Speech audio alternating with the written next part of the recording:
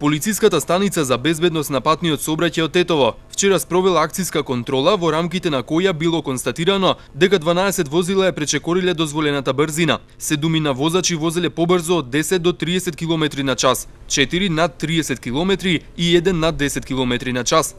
На четворицата пребрзи возачи изготвени им се платни налози, на 7 покани за наплата на глоба, додека еден бил писмено опоменат.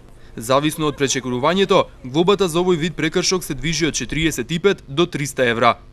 Во контролата спроведена од гостиварското одделение за безбедност на патниот сообраќај пак утврдено е дека четворица возачи се движеле со поголема брзина од дозволената за 10 до 30 км на час. На четворицата изготвени им се покани за наплата на глоба. Од полицијата соопштија дека контролни активности со ваква цел се планирани и за во наредниот период.